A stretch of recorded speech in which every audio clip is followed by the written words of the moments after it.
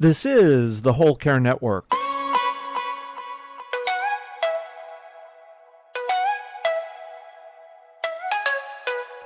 Helping you tell your story one podcast at a time.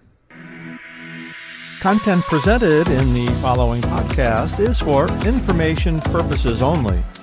Views and opinions expressed in this podcast are solely those of the host and guest and may not represent the views and opinions of the Whole Care Network. Always consult with your physician for any medical advice, and always consult with your attorney for any legal advice. And thank you for listening to the Whole Care Network.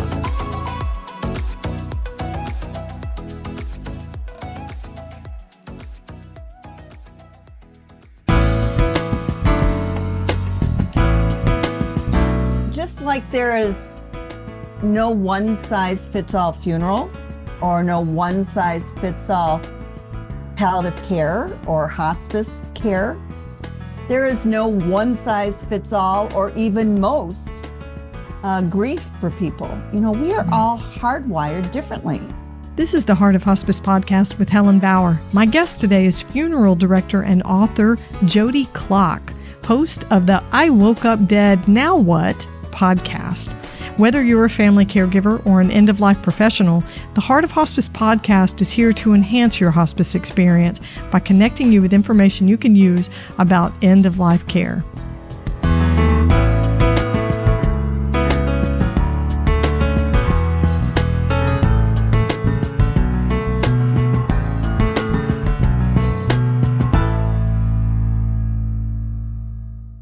The sponsor for this week's episode is Barbara Carnes Books, featuring the work of award-winning hospice RN educator Barbara Carnes.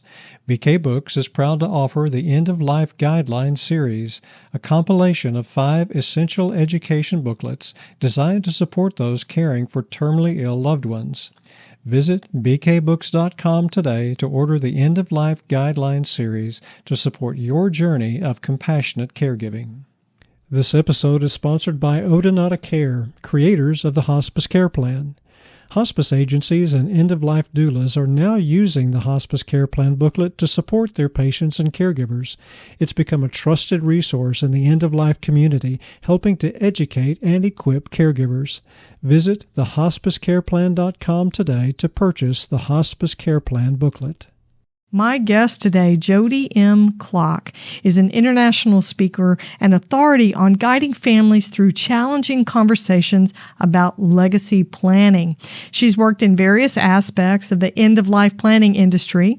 She currently is practicing at Klock Funeral Home and Klock Timeless Pets, which is a funeral home for our fur babies.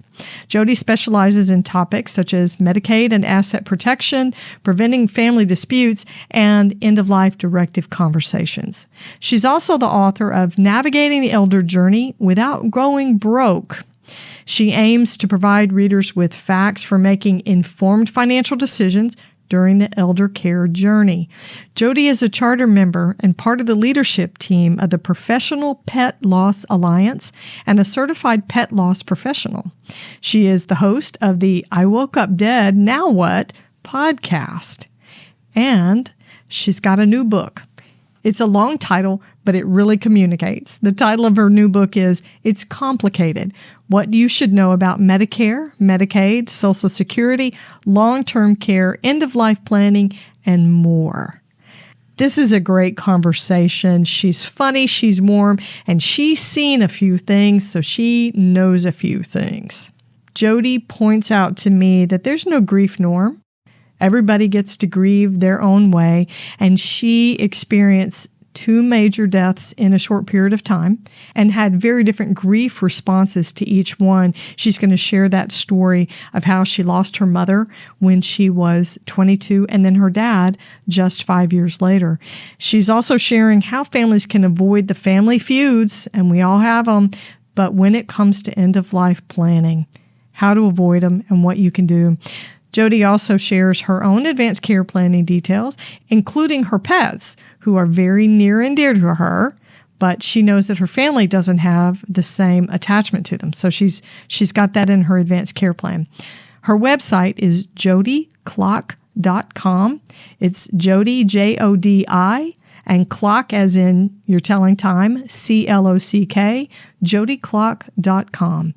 So get ready. Here's my conversation with podcast host, author, and funeral director, Jodi Klock.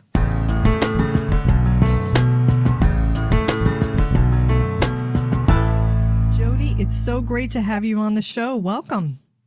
Hey, thanks for having me. We are going to have a fantastic conversation. I have a feeling we're going to talk about all the deathy, griefy, advanced care planning stuff and maybe have a little fun with it along the way. I don't know. I'm a girl that doesn't like to have fun, so this could be challenging. Oh, we've only been talking for about 10 minutes, and I can already tell you that's not true. So we're going to start off with an icebreaker question from the Death Deck, which is new to you, apparently, but it's something that we have talked about numerous times on the show. It's a great game to get comfortable with talking about death. And the Death Deck folks also have an end of life deck, which is a more focused, reflective set of cards that end of life workers can use at the bedside. So I just pulled one at random, and we're going to do this one today. This one is actually called Bucket List 1, 2, 3. If you knew you were going to die in a week and money was no object, what 3 bucket list items would you check off your list? Ooh, well, that's a yummy one. I know, right? Lots of possibilities. Assuming I was in good health before I woke up dead, Okay. would be I would want to go on a safari. Nice. I would want to, of all things, just revel in my children and grandchildren and let them go and do wherever they want to go and make memories. So it's not my memories, it's their memories. Mm-hmm. And the third one, I think for once I'd like to just slow down, reflect, and take it all in and make sure that I've dotted my I's, crossed my T's, and told my story. Because everyone who I know knows me from a different point in life. My son knows me as a mom, and now as, he's an adult, so I'm still his mom, but, that. My grandchildren know me as a grandma. I've not had one marriage. I've had a couple. So, and I'm still married, but they know me from different parts and times. Right. So, I think I would want to start at that very beginning and leave that real story. So, they know who I am, what I'm about, and what I hope my footprint is as I move on. I like that. Now, you've only got a week. So what I'm thinking you'll have to do is take your kids and your grandchildren on the safari to make the memories. Well, that would be okay too. Yeah, yes. But if you've only got a week, that's a big accomplishment to get all that done in 7 days. But it's doable. I'm an overachiever, so you can squeeze it in. You could totally squeeze it in. Yeah, and I'll just tape record the whole thing along the way so they'll know who I am. Right, and then that way you get all 3 things checked off your list. I like that. It's ambitious, but it's totally doable. Yeah, but that's kind of who I am. It's like, set the bar just that stretch goal. I like it. Okay, so we're going to be talking about death. Waking up, dying. Name of your podcast, I Woke Up Dead, Now What? And the funeral business and advanced care planning, everything related to that. So you are in the funeral business. How in the world did you get into the funeral business? Well, I certainly didn't wake up and have any desire to be in it. In fact, I started out in data processing and programming way back when COBOL and Pascal was the big thing. But I grew up in this little town for the first half of my life called Batesville, Indiana. So if people are not familiar with Batesville, that for numerous years up until, last 2 years, was the largest manufacturer for caskets. And my father was way high in management up. He was a vice president way back in the day. So the whole town reflected caskets, meaning that, there were 2 or 3 plants, people worked there. I mean, that organization supported Batesville and the outlying communities. So seeing caskets running around or seeing casket trucks or, none of that was creepy to me. It was just kind of normal. Sure. So let's fast forward back into 1988. So that's when I went from, a job to a big girl job. And, I put my big girl panties on and had a real career. I had an interview with a group called the Forethought Group, which was Batesville Casket's sister company. And so Forethought was made to secure future casket sales. So it was pre-planned insurance, and it was an insurance company. And so they worked with all of the funeral homes across the country. And my job was to teach funeral directors how to prearrange and pre-fund funerals and talk to families about death and dying openly and be fun because, it's not in a crisis moment, and not end up on Dateline. It keeps their funds secure so there's no mismanagement of funds. Right. So if you can imagine, back then, Hurricane Jodi walking in with big blonde hair and, in the 80s and padded shoulders. Oh my gosh, yes. in a very male-dominated world back then. So I was an anomaly. So I did that, went from there to managing with a conglomerate. So I managed several states, was the director of sales. And long story short, I was presenting at, some association's event, and my life was falling apart. My husband decided to trade me in for a new model. And I was just devastated. And I had to take a bunch of funeral directors, because it was a convention. I had to take them out to dinner and entertain them.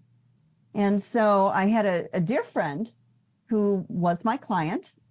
His name is Dale Clock. And I had no idea, even though I had known him, all these years, probably 10, 15 years at that time. I didn't know his life fell apart. So I asked him, I kind of needed a safe date. I said, hey, do you want to join me? And he knew all the people we were with. And from that point, I never looked back, because it was only within months he says, hey, why don't you practice what you preach? Come help me run my family business. And he had 3 funeral homes, and, it's a large firm. And so I took over and haven't looked back. So that's kind of how it came full circle. And it was really good, because he's much nicer than I am. He's really empathetic, and he's a great funeral director, and he's not like Lurch, he's approachable. But I really come from the business side of things, and I really push him and the team to be more progressive. So we're usually ahead of the curve with what we do, because people are real. They want to be themselves. They don't always want a funeral. So, we did a lot of things ahead of time that are now the norm. But that's how I got here. Interesting. So you have a podcast. It's got kind of an unusual name. It's called I Woke Up Dead, Now What? And you talk about all sorts of topics. I listened to one of your shows where you were talking about grief. And you had a really important grief event earlier in your life, in your 20s, I think, when you were about 22. And up until then, you had not really had any exposure to death or funerals. Will you share a little bit about that event and what it taught you? Well, yeah, just like there is no one size fits all funeral or no one size fits all palliative care or hospice care, there is no one size fits all or even most grief for people. We are all hardwired differently. And so at the age of, my son was not a year or so. And at the age of 22, my mom died. And I was not at a big girl job. I was just at a regular, job. So I hadn't approached my career and to wrap my mind around this stuff. But I just figured if you didn't talk about it, it wasn't there. Or if you didn't see it, it didn't happen. So when my mom died, you go through the motions, but I just compartmentalized it and just went about my day because I lived out of town. I was a new mom, going to college at nights and on the weekends and, doing all that stuff. I just repressed it. And it wasn't until I was married to my husband, Dale, actually, and I was driving out of town back into Muskegon, that a song came on the radio, and it was a Karen Carpenter song. Oh man, those always get you right They in the get you. feels. It's like, oh, good God Almighty! And I just out of nowhere just started sobbing uncontrollably, and I mean, I had to pull over, and then I'm like, and where did that come from? Well, that was a grief burst, and that was repressed, and it was so emancipating to understand the why and what happened. And more importantly, it was really good to be able to talk about that because people tell people well-intended misinformation. Oh, you need to be sad, or you should be angry, or there's the 7 steps, Kubler-Ross, the whole thing. And just people check in at different times in grief. I mean, some people have mourned so much that by the time the death happened, it's a relief. Right. So back to your point, that's my why on that. And there's just no one size fits all with any of it, as you know. Yeah. I think that's an important thing for my listeners to hear is you're not doing your grief wrong. It's an individual thing. It's not a competition. Somebody else doesn't cry and you do. It doesn't mean you're doing it wrong or they're further ahead or they're coping with it better. Your style, it's kind of like your wardrobe. You put on whatever clothes makes you feel great and this is your sense of style. This is what you like. Your grief style is the same way. Maybe you're emotional, maybe you're quiet, maybe you're reflective, maybe humor is part of it for you, maybe remembering is part of it. But everybody gets to make that decision for yourself.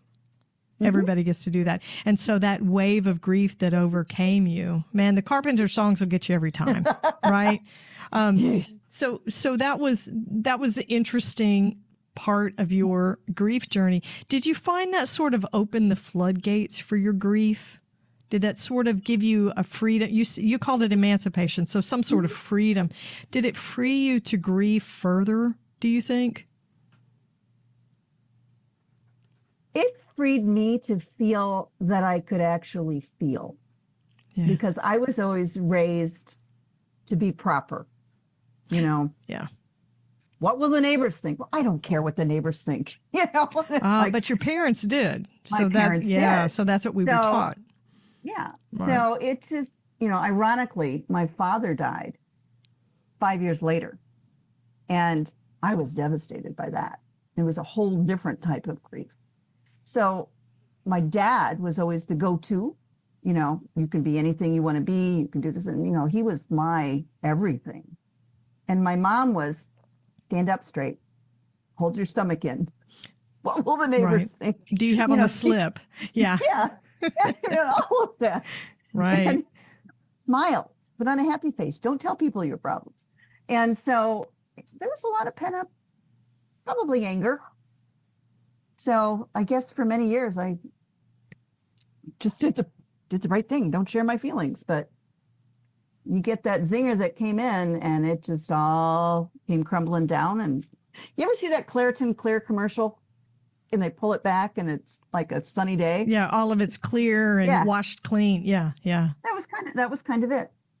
It's interesting that you are one person, one individual, and you had 2 major losses, and yet your grief responses to each of those losses was very different.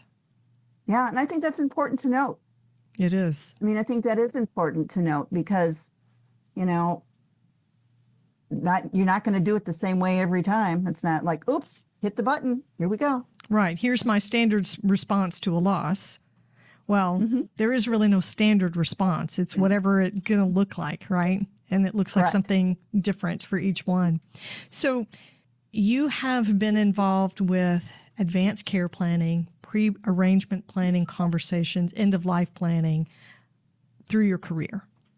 Absolutely. And one of the things that you manage and you talk about in your new book is these disputes that happen among family members, right? I don't know who said it, but there was a quote about, if you have at least one person or at least two people in the family, then you're going to have family disputes, right? It is who we are. Family dysfunction and quarrels. This is sort of human nature. What have you seen to be the most common causes of disputes when it comes to end of life planning among family members? You know, the big joke is the first one to grandma's house wins. Oh, snap. Yeah. I mean, and it's really not a win, but it's sad.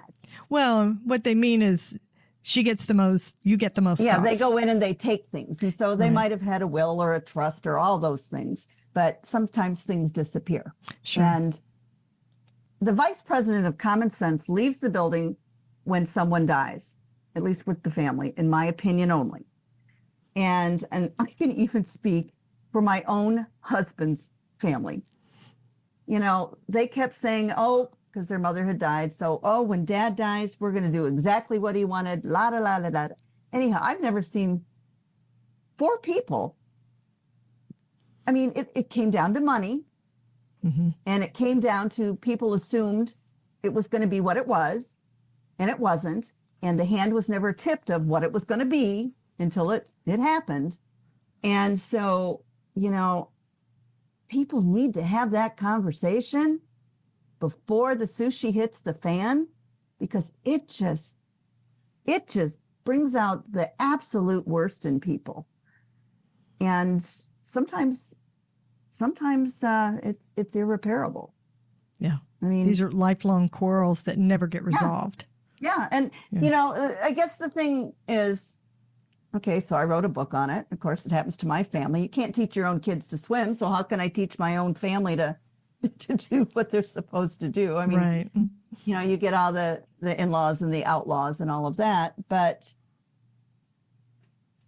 I see so many things in an arrangement room when I've had the humbling time to sit with people and make at-need arrangements. And, you know, they come in and they say, well, you know, our sister's not here. She's the black sheep of the family, la, la, la. And, you know, there's at this point in time, everybody's judging and everybody's arguing and they're not rallying. You know, they're too busy worrying about the stuff instead of trying to plan a celebration. They're on their cell phones and texting and they're talking about the stuff instead of focusing on the life lived. So I would say it's greed. Greed. Is my answer. Yeah, which is all about the stuff. All about the stuff. Yeah, there was an episode in my family years ago that I've forgotten. One of my mom's aunts died. She owned several homes, and this was back in the day of you had silver and you had furs and things like that. And she was single, had never been married, and a couple of her nieces went into the home and cleaned out her stuff, caused a huge rift in the family because it had actually been designated for someone else. And I don't think these family members ever spoke to each other again. Yeah. It was a huge It's scandal. not uncommon. Yeah. Yeah. It's not uncommon. Interesting. So being able to sit with people, I'm sure you learn a lot of lessons with these at-needs when they're in the middle of things. So how important is it to have those conversations, as including funeral plans as part of advanced care planning? How important is it to have these conversations before the at-need part happens? Oh, it's beyond important. And the other thing I would push is if you want to call a family meeting, everybody's going to find a reason not to come if that's what it is, because they're going to chime in and say, well, mom, they're not thinking of mom dying. We'll handle it when it happens, mom. Oh, I don't want to talk about it. They kick the can down the road. Right. And I really, my I feel statement from experience is, all right, I know my son. All right. I have an only child and my husband has an only child.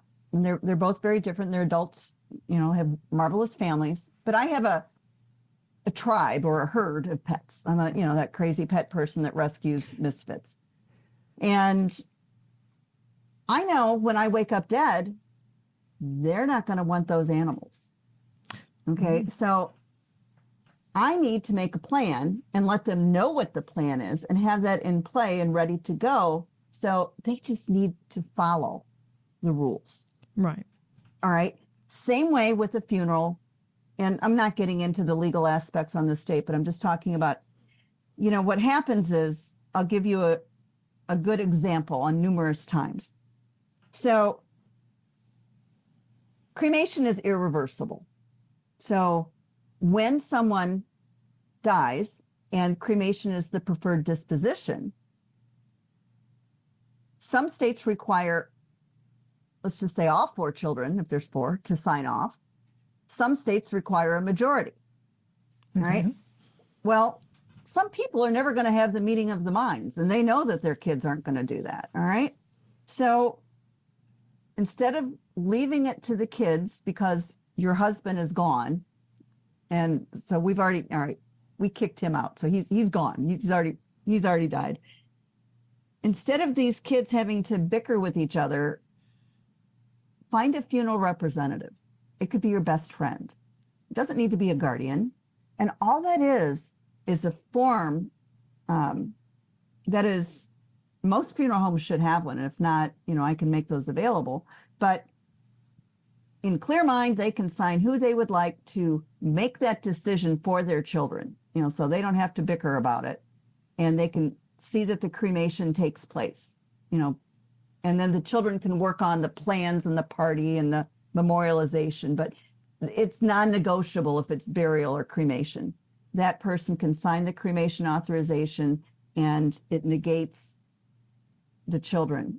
And the beautiful thing about this is, we have same-sex marriages. You've got people who live together who are never married. You have all of this going on. And this is the one thing that, I hate to say the word trumps, but it trumps, the family. And it's a good thing. It is a very, very good thing. And so, it's a win for everybody.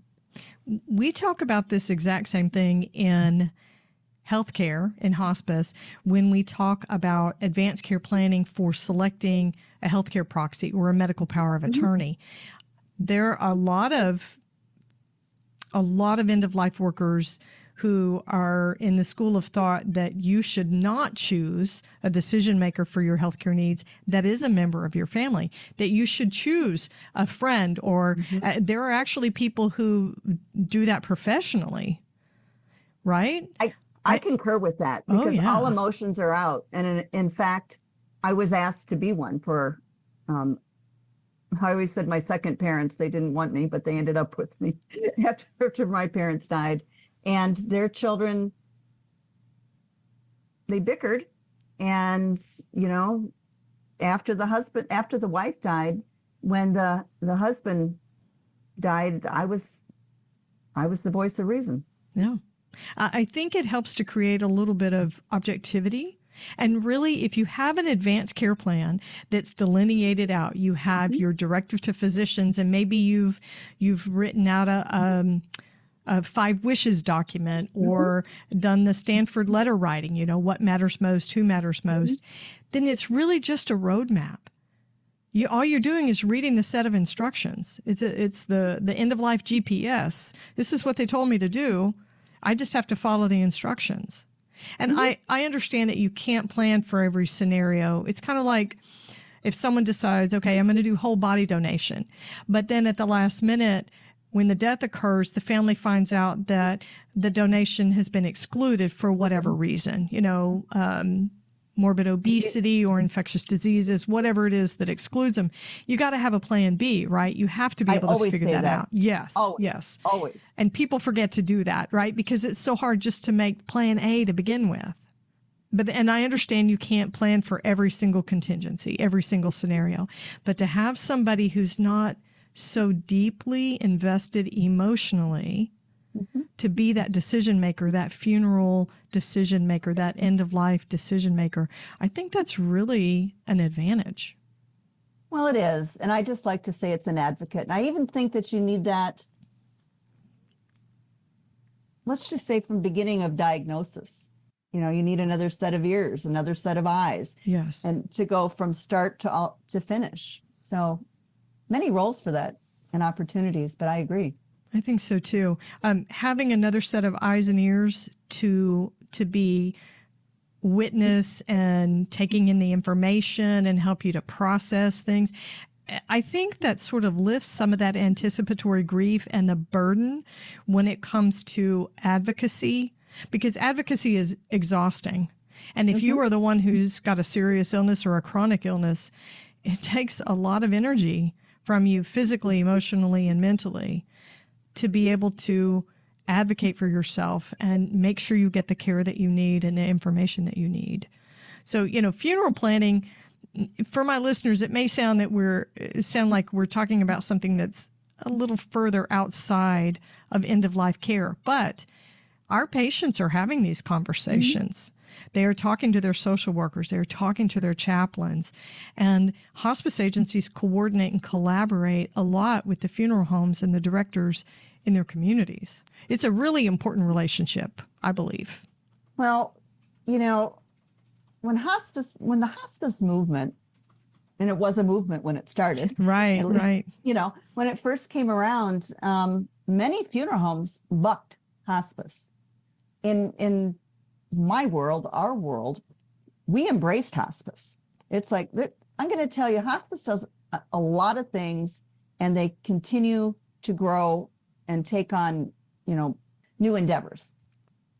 Immediately, we decided at least our firm decided to partner with hospice to educate on what they don't know, because the families assume they know everything.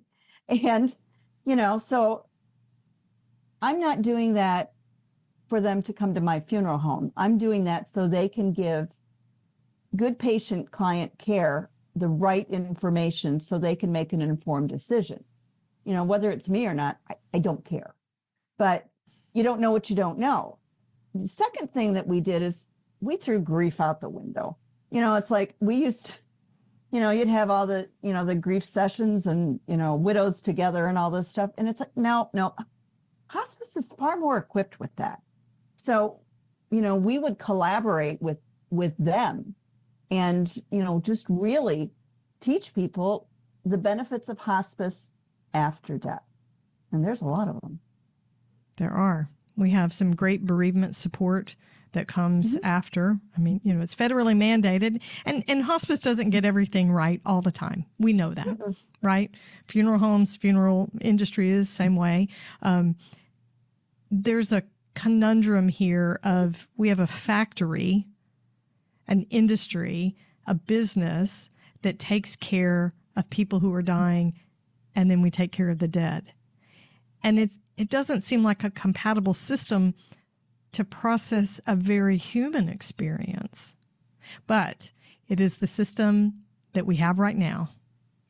And there are people working and speaking to change it, which I think is fantastic. I'm all for that. Sometimes we talk about it here on the show, but I think there are organizations who have much louder voices than I do. Well, I'm tired of people, being their own little islands out there. You need to get together and collaborate and check your egos at the door and do it from beginning to end. And because whether it's the money that's driving people, whether it's the care, whether it's I'm not going to have a position, of course you will. Of course you will. If you are good at what you do and you are passionate about what you do, you can help leave a bigger footprint, maybe in a new way. And people have to be open to change. I agree. I hope you're enjoying this episode. We're going to pause for just a minute. My guest has more to share. If you're a hospice caregiver looking for resources to enhance your care, look no further than the Hospice Care Plan, A Path to Comfort. Available in both English or Spanish, this invaluable resource is designed to support caregivers in providing the best possible care for their loved ones. The Hospice Care Plan for Modonata Care now has integrated QR codes in each section of the booklet. Readers simply scan the code with a smartphone, and a free playlist of videos provides practical tips for caregiving and symptom management. It's like having a personalized guide at your fingertips. Caregivers will find 150 videos offering expert advice and practical guidance to navigate every aspect of caregiving.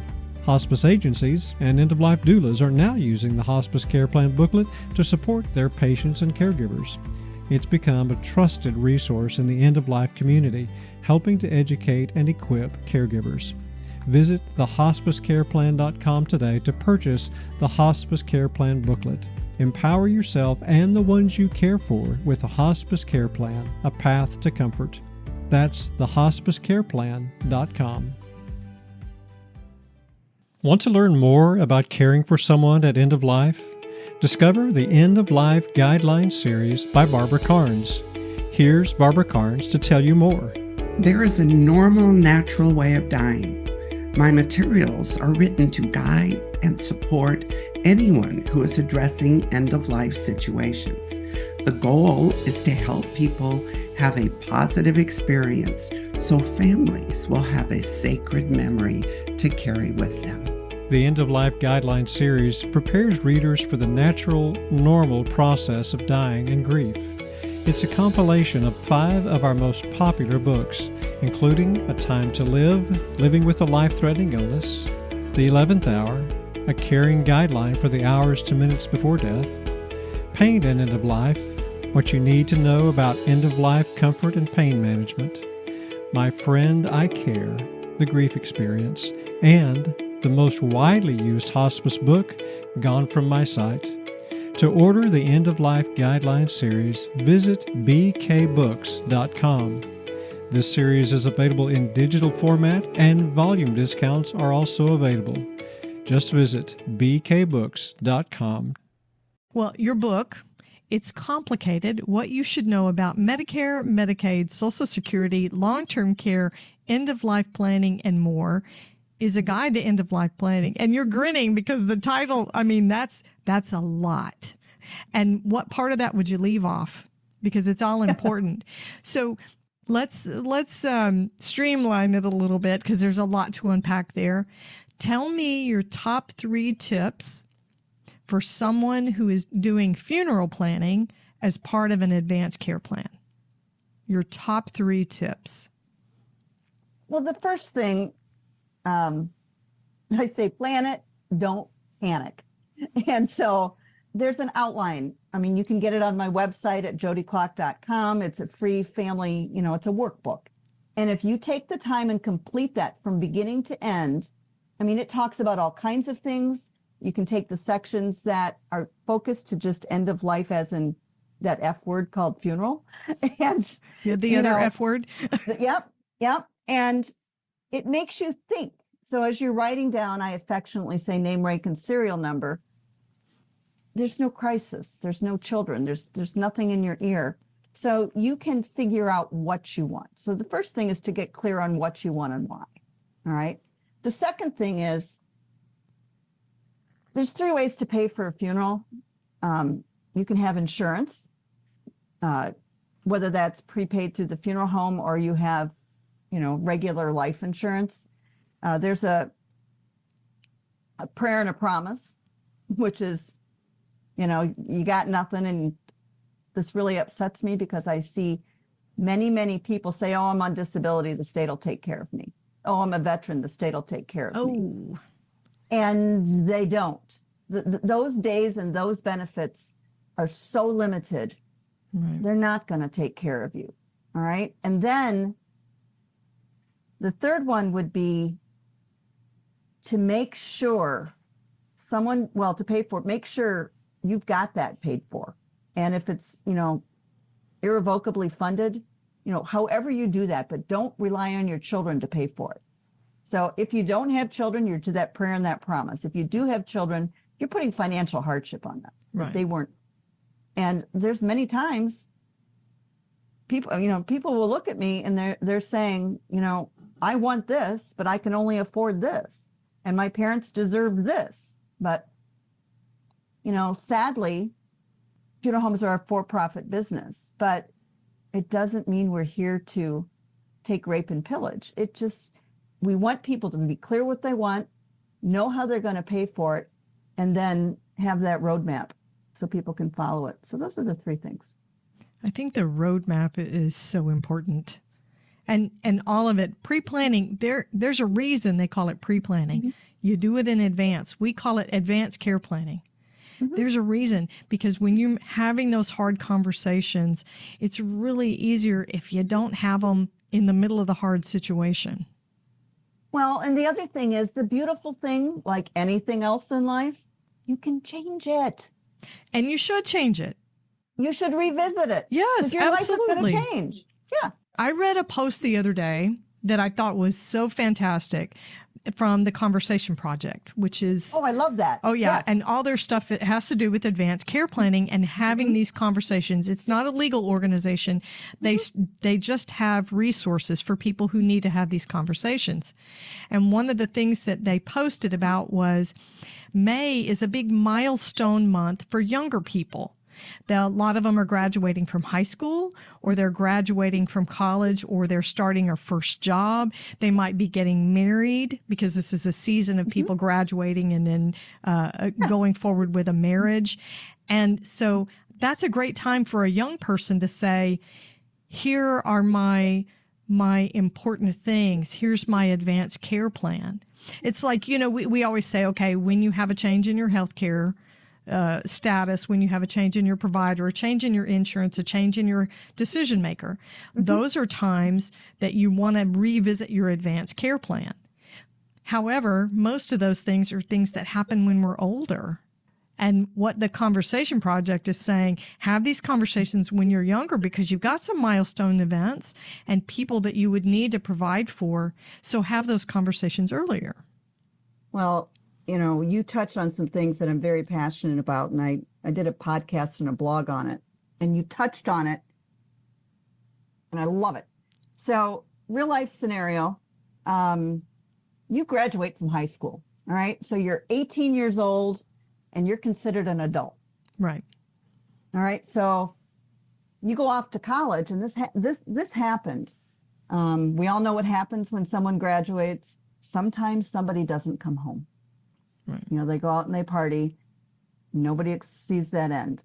Well, that family was left in a quagmire because, this happened on two different scenarios that I saw. When it happened to one of my son's friends at high school, when he graduated, he had saved his money and he had like $15,000 or $16,000 in the bank. That got probated because he was considered an adult. Oh, well, yeah. Okay. Now, there are things that you could have done and nobody really thinks about it at this time. But then let's fast forward where I really think that should happen is when you graduate from college and most people go get married, they have all these little classes. Oh, if you're going to be a Catholic and you're marrying a Catholic, you got to take this class and all this. They should have a life class or something, because you need to get all your durable power of attorneys or, all that stuff in place. And you need the minute, just like they have birthing classes, somewhere in there, they need to have a will or a trust. Yeah. Because what happens is I sit with people and they're in their 70s. They don't have any of that. They've had 6 kids. And how lucky are they that nothing happened? Right. And so I think, the first rule of being an adult is you need to adult and get your paperwork in order, and then just keep changing it as life goes on. Right. It's supposed to be a living document. Your advanced care plan is supposed to be a living document. It's supposed to change. Okay. Yeah. So let's get personal. Let's get personal. Tell me something unique or meaningful about your own advanced care plan. Assuming that you have one. Of course I do. Of course I do. Okay. Well, my advanced care plan towards the end, I believe in kind of the best of both worlds. I believe from a grief position that people can move on if they view the body. All right. So I believe the memory picture. Yep. And I think your friends, especially if it was, unplanned, people need to really, not that you plan your death, but, not expect unexpected. Yeah. Unexpected. So I think that, I know that I want to have a cremation with the body present. So it looks like a funeral, acts like a funeral, smells like a funeral. But at the end, instead of going to the grave, I go to the crematory. But I do want a happening service. And I have a whole playlist of, I'm a crazy Bruce Springsteen fan. I got Mellencamp, I got Seeger, I got Fleet. I got songs that mean something to me. Right. So I want all of this. And I have certain little yummy foods and Chardonnay that I want. And when it's time I want two things to be done. Sadly, my son's going to be stuck with some of me, actually three things. He's going to be stuck with some of me, with some of my cremated remains. And so when he passes on, hopefully I can go with him somewhere. That's one. Two, I'm a crazy, crazy pet advocate. I have a pet crematory, pet funeral home. I want all of my animals' remains, their cremated remains, with me. And then Dale can put me where our family thing is. But the third thing is I want a bench on the bluff in South Haven, Michigan, with my name and all my furry kids' names. So there you go. I love it. Careful what you ask for. No. This is the way it works, right? Yeah. It's like your grief style, right? You get to put on the clothes that you feel good in, and this is what you want to wear. I think advanced care planning and funeral planning, it's exactly the same way. You get to choose what you can. Of course, you're always limited by finances, right? You have to make those decisions based on your finances. That's a very personal thing. But people get to choose what they want to choose. A lot of people talk about music.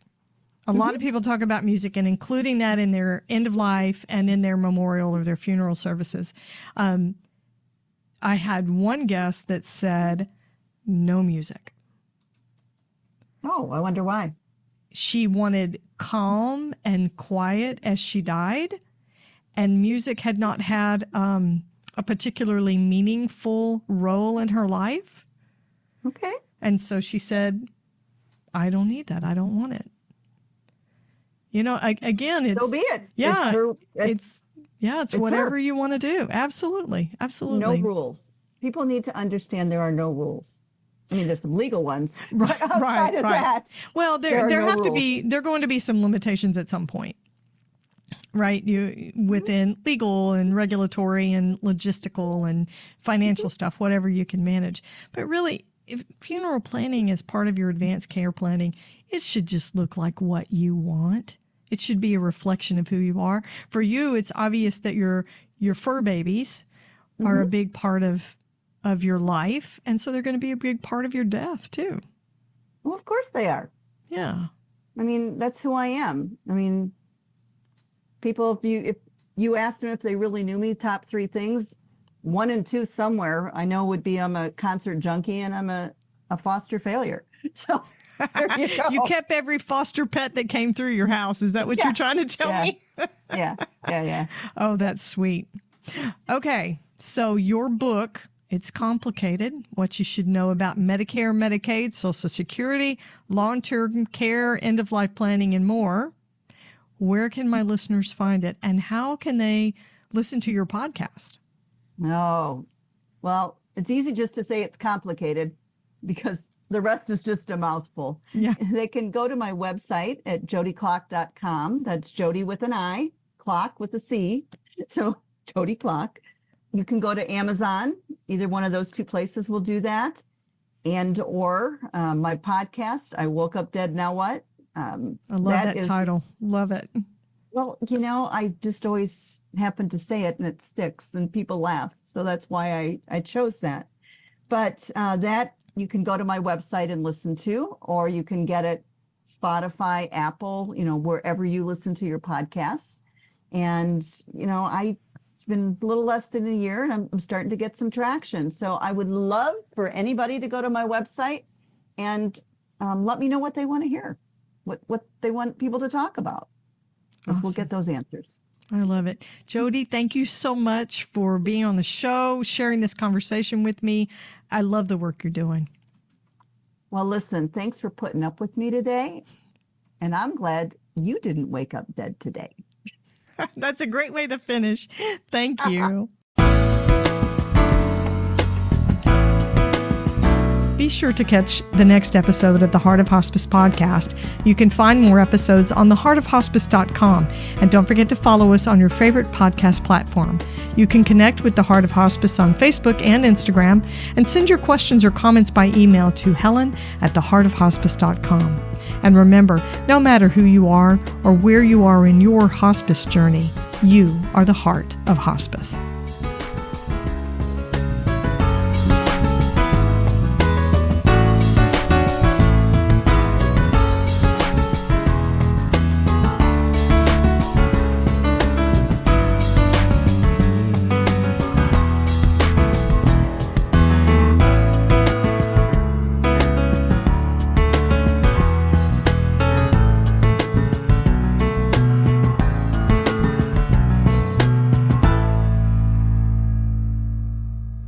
This is the Whole Care Network.